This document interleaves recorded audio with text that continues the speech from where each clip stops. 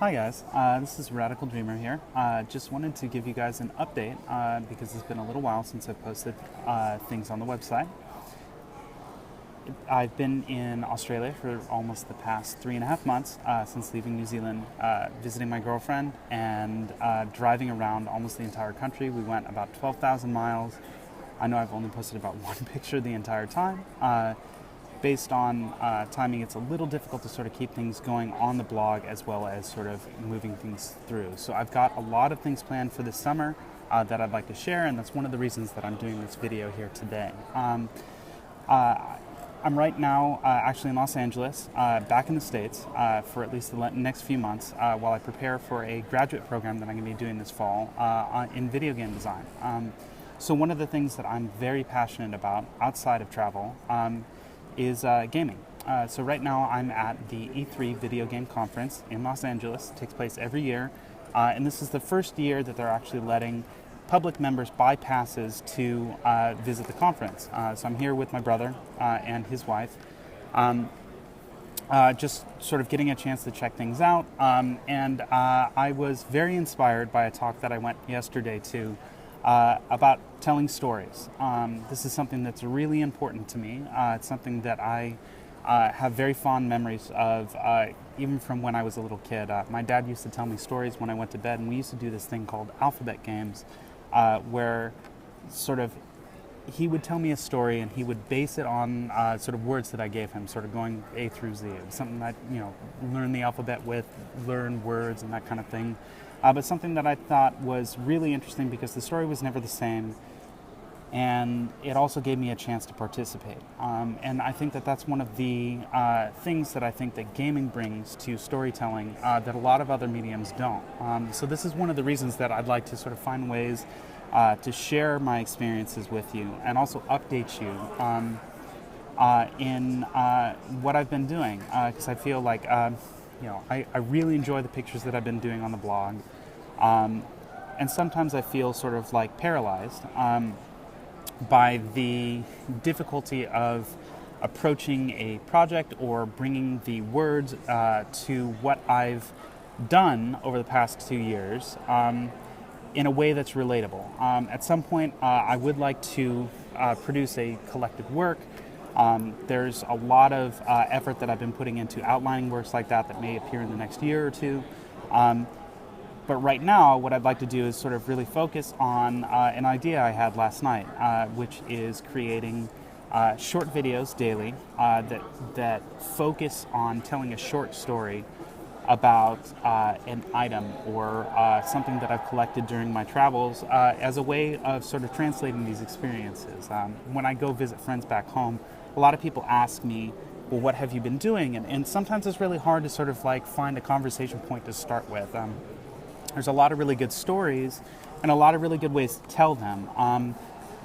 We as a people have been telling stories in oral tradition for millennia, and I think that it's a really important aspect that we preserve because it's in one way sort of like it's a little easier than sort of writing down and editing and all that kind of stuff. So right now, this video is very raw. It's the first time I'm using headphones because I don't have a microphone or any kind of equipment, but I think that getting out there and actually starting this process is going to be really incredible.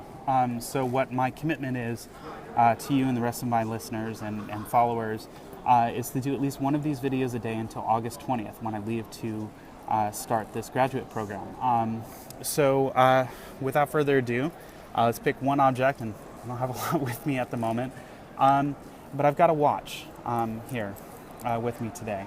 So this watch is actually the second version of this watch. And I bought this watch as a commemorative item. When I first left to go travel, my last destination on the way back home was Japan. And I had a watch that I brought with me that was my dad's, that he sort of left to me when he passed away. And this watch, never really wore watches. Maybe at one point I always thought it was kind of strange. It was weird to have something on my wrist. I didn't like the fact that it's sort of not symmetrical. But it was something that meant something to me because it was something that he did. So when I did a pilgrimage in Spain,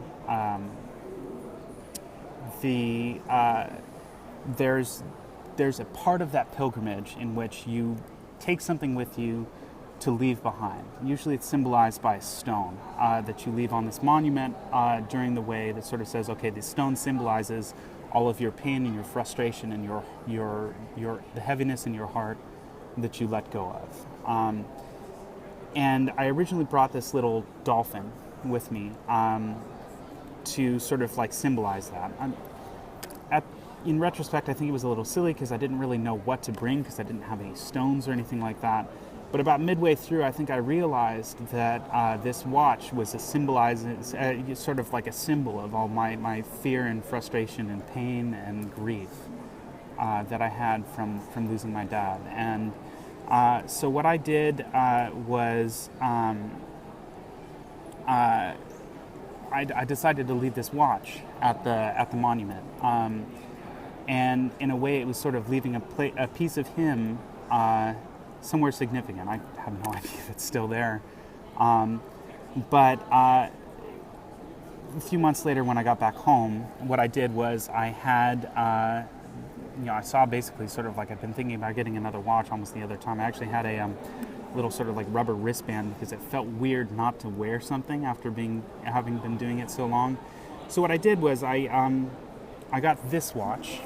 Well, not this particular watch, because the original was stolen in India, so this is a replacement. But I got this watch to commemorate sort of my journey, my sort of personal growth, and sort of leaving that original item behind and sort of building myself up as a person. So that's my short story for today. I will do my best to sort of keep up with this in the future. I have a few things that I'll be scheduling, so I'll try to do, if you notice me not wearing the same clothes, I might do 2 videos in a day and sort of post them ahead of time. But I hope you enjoyed this, and I hope you enjoy the ones that I'll be doing in the future. If you are curious, you can see more at theradicaldreamer.com. You can like and subscribe to the videos. You can reach out to me on Twitter at OneRadicalDreamer. And if you have questions, feel free to email them to contact@theradicaldreamer.com, and I'd be happy to address those comments and questions in further episodes. Enjoy. Have a wonderful day.